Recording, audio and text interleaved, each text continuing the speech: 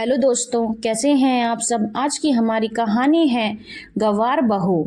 Anshu kitchen में चाय बनाने के लिए अदरक कूट रही थी। वह सोचने लगी कि मम्मी जी की सहेलियां आई हुई हैं तो मैं उनके लिए पकौड़े भी बना देती हूँ। वह अपनी सास के पास गई और धीरे से बोली, मम्मी जी, मैं सबके लिए पकौड़े बना दूँ क्या। उसकी सास भौहें टेढ़ी करके उसे घूरते हुए बोली, अरे यह तुम्हारा मायका नहीं है कि कोई घर में आए तो चाय पकौड़े बनाने के लिए बैठ गए। तुम बस चाय तैयार करो। बाहर से मैंने पिज्ज़ा बर्गर मंगवाया है। मेरी सहेलियां कोई ऑयली पकौड़े थोड़ी ना खाएंगी। तुम छोटे से कस्बे से आई हो, तुम्हें शहरी तौर तरीके के बारे में कुछ पता नहीं है, इसीलिए मुंह बंद करके पड़ी रहो। सास की फटकार सुन अंशु का चेहरा उतर गया, लेकिन तभी गोमती जी की एक सहेली बोल पड़ी, अरे तुम तो हमेशा पिज्जा बर्गर ही खिलाती रहती हो। आज तुम्हारी बहू आई है, जरा हम भी तो देखें कि बहू कैसे पकौड़े बनाती है। बहू, तुम तो आज हम लोगों को पकौड़े ही खिला दो। यह सुनकर अंशु खुश हो गई। वो कहने लगी, आंटी जी, मैं भी आप लोगों के लिए पालक, प्याज, गोभी और पनीर के पकौड़े बनाकर ले आती हूँ। वह रसोई में गई और जल्दी जल्दी पकौड़े तलने लगी। वह सबको पकौड़े खिला रही थी। सभी महिलाएं उसकी तारीफ करती जा रही थी। बस सास का चेहरा ही उतरा हुआ था। जब उनकी सहेलियां खा पी कर वहां से चली गईं, तो गोमती जी उसे डांटते हुए बोली, बहू, किसने कहा था यह सब करने के लिए। चुपचाप बैठी नहीं रह सकती थी। मेरी सहेलियों को इम्प्रेस करने के लिए ही तुमने सारा नाटक किया है ना। वह हैरान रह गई, लेकिन सास को कुछ बोल नहीं पाई, क्योंकि उसी वक्त सास का फोन बजने लगा था और वह अपने किसी रिश्तेदार से फोन पर बात करने लगी थी। गोमती जी बहू से बहुत नाराज सी रहती थी। उन्हें लगता था कि बहू छोटे से कस्बे से आई है तो उनके परिवार के लिए फिट नहीं है। अगर बहू कोई स्पेशल पकवान बना देती थी तो वे कहने लगती थी कि तुम बहुत ज्यादा राशन बर्बाद करती हो। अपने घर पर कभी तुमने राशन पानी देखा ही नहीं होगा। बड़े शहर में आकर तुम्हारा दिमाग खराब हो गया है। जब उनके बेटे अमित की शादी की बात चल रही थी, तब गोमती जी के पति राम कुमार जी ने छोटे कस्बे की रहने वाली अंशु को बेटे के लिए पसंद किया। गोमती जी ने पूरा विरोध किया कि मुझे तो शहर की लड़की ही घर की बहू के रूप में चाहिए, लेकिन राम कुमार जी ने अंशु को ही बहू बनाने का ऐलान कर दिया था। अमित भी अंशु को पसंद कर चुका था, तो गोमती जी की एक न चली और अंशु घर में बहू बनकर आ गई।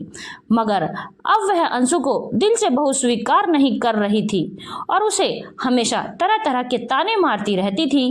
अंशु को समझ ही नहीं आता था कि आखिर उसकी गलती क्या है।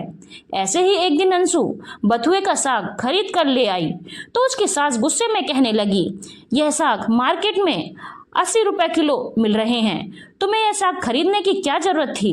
वह कहने लगी, माँ जी, यह साग मुझे बहुत पसंद है और बहुत ताजे मिल रहे थे तो मैंने खरीद लिए। वह गुस्से में कहने लगी कि यह घास फूस पर रुपए बर्बाद करने की जरूरत नहीं है, ऐसे में तो तुम पूरा घर ही बर्बाद कर दोगी। मैंने तो पहले ही कहा था कि छोटे शहर की लड़कियां जब बहू बनकर आती हैं तो घर बर्बाद कर देती है, क्योंकि उन्हें शहर में रहने के तौर तरीके पता ही नहीं होते हैं। अरे यहाँ पर इतनी महंगी महंगी सब्जी नहीं खाते हम। आजकल लौकी सस्ती मिल रही है, तुम वही ले आती। अंशु कहने लगी, मम्मी जी, मैं लौकी भी ले आई हूँ, लेकिन यह साग देखकर मैं खुद को रोक नहीं पाई। तो सास गुस्से में बोली कि तुम छोटे कस्बे से आई हो ना, इसलिए तुम्हें बुद्धि नहीं है कि कब क्या खरीदना चाहिए। यह सुनकर उसका मन रुआंसा हो गया।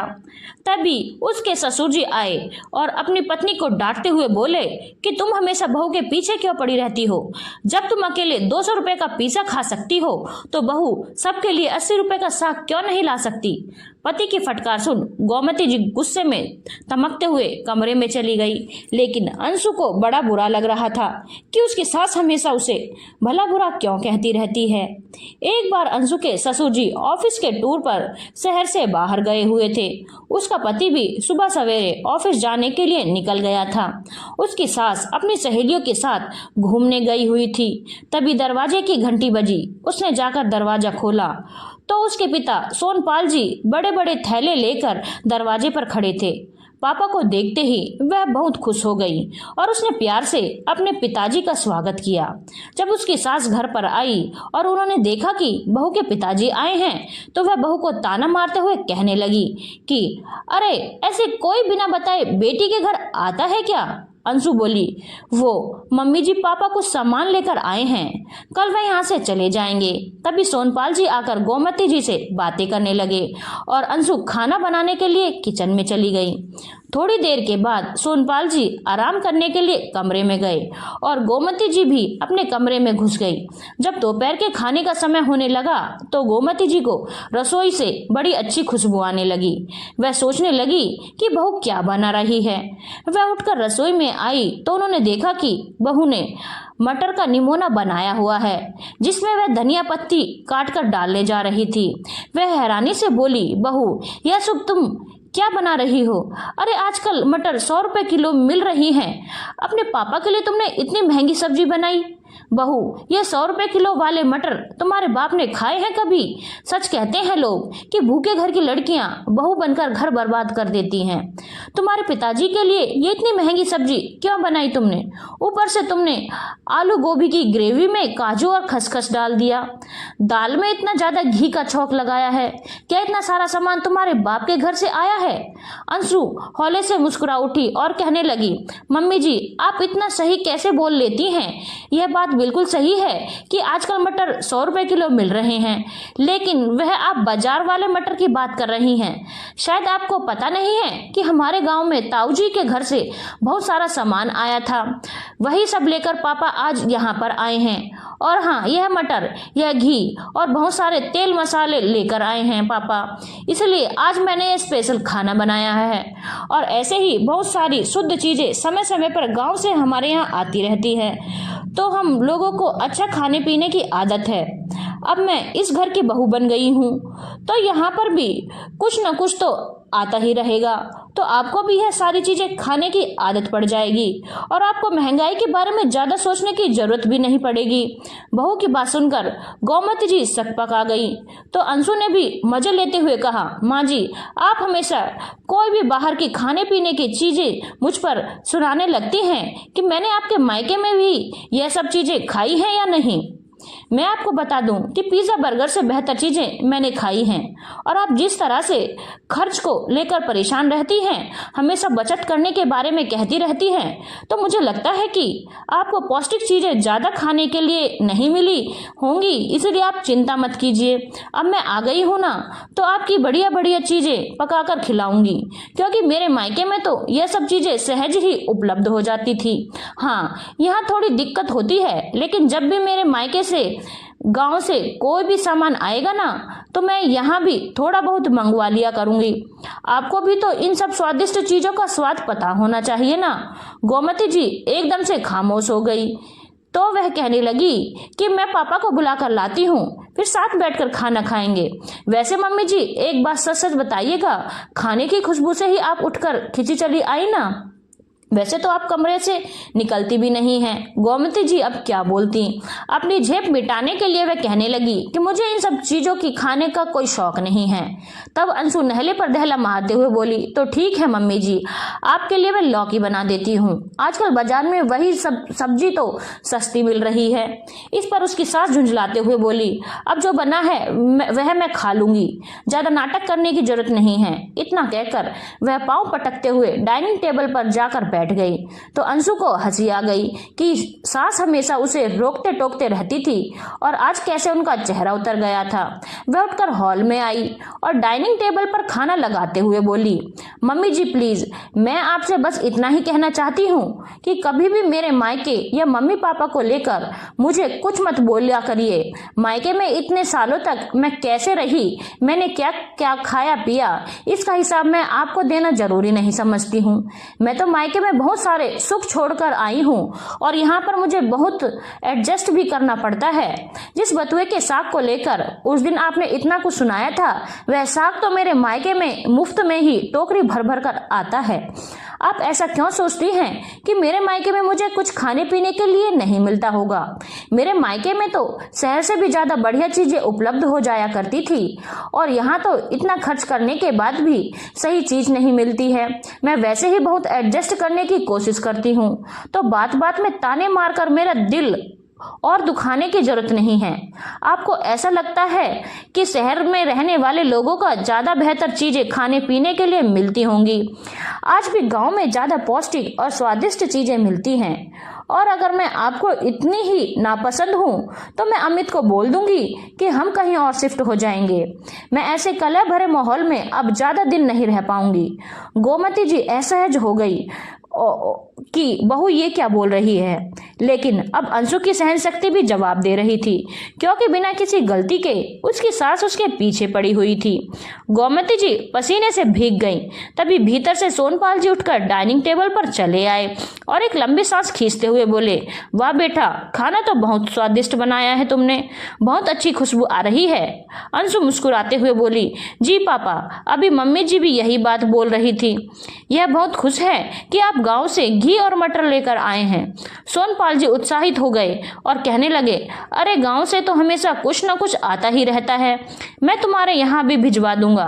क्यों समधन जी, आपको भी तो गांव की चीजें पसंद आती होंगी ना? यहाँ शहर में तो गांव वाला स्वाद नहीं आता होगा। खैर, अब जो जहाँ रहता है उसके अनुसार ढल तो जाता है, लेकिन कभी कभार गांव की चीजें भी खाने पीने में मजा आता है। गोमती जी जबरन मुस्कुराने की कोशिश करते हुए सहमति में सिर हिलाने लगी। खाना खाते ही उनकी आंखें खुल गईं। खाना सच में बहुत स्वादिष्ट बना था। खेतों के ताजा हरे मटर की सब्जी, देसी घी में छौंकी हुई दाल, उनका तो मन ही तृप्त हो गया। खाना खाने के बाद वह हाथ पोंछते हुए बोली, सच में भाई साहब, आज आपकी वजह से बहुत ही स्वादिष्ट खाना मिला है। फिर वह बहू की ओर देखते हुए बोली, बहू, खाना तो तुम कई महीनों से बना रही हो, लेकिन आज तो सच में खाने का स्वाद ही एकदम अलग था। सास तारीफ कर रही थी तो अंशु के चेहरे पर लंबी सी मुस्कुराहट तैर गई। तब अगले दिन सोनपाल जी घर चले गए। तब गोमती जी ने अपनी बहू से कहा, बहू, मुझे माफ कर देना, मैं हमेशा तुम्हें ताने मारती थी कि तुम छोटे कस्बे में रहने वाली लड़की हो। शहर के खाने पीने की चीजों के बारे में तुम्हें कहाँ पता होगा, तुमने कभी कुछ ढंग का खाया नहीं होगा। लेकिन सच में जो तुमने खाया है वह सब तो मैंने भी नहीं खाया, और अब से मैं कभी भी ना तो तुम्हारे बनाए खाने की बुराई करूंगी और ना ही तुम्हें कोई ताना मारूंगी। अंशु हैरानी से बोली, सच में मम्मी जी? इतना कहकर वह सास के गले से लिपट गई, वरना वह तो सोच रही थी कि मुझे कैसी सास मिल गई है, कहीं जीवन भर इनसे टकराव ही ना होता रहे। लेकिन जब उसने अपने लिए आवाज उठाई, तब आज सास की सोच में भी परिवर्तन आया था कि वह जरूरी नहीं कि छोटे कस्बे में रहने वाली लड़की शहर की चकाचौंध में आने के बाद ज्यादा खर्च करने लगे। तभी रामकुमार जी भी ऑफिस के टूर से घर वापस आए।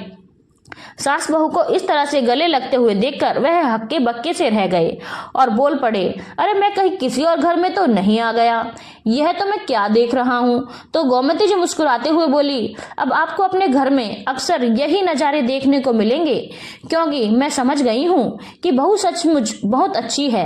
मैं ही पागल थी जो सोच रही थी कि छोटे कस्बे से आई हुई लड़की हमारे परिवार के लिए अच्छी नहीं होगी। रामकुमार जी कहने लगे, देखा, मैं नहीं कहता था कि बहू तुम्हें बहुत पसंद आएगी। चलो अब अपने बेटे बहू के साथ हंसी खुशी रहो। मुझे अच्छा लगा कि बहू तुम्हें भी अब पसंद आने लगी है। गोमती जी का मन भी आज बहुत हल्का लग रहा था, वरना हमेशा बहू को नीचा दिखाने के चक्कर में उनके दिमाग में भी तरह तरह की बातें चलती रहती थी। लेकिन आज उन सारे नकारात्मक विचारों पर विराम लग चुका था और वहां केवल सकारात्मक विचार दिखाई दे रहे थे। धन्यवाद दोस्तों। अगर आपको कहानी अच्छी लगी हो तो चैनल को लाइक, शेयर और सब्सक्राइब करना ना भूलें।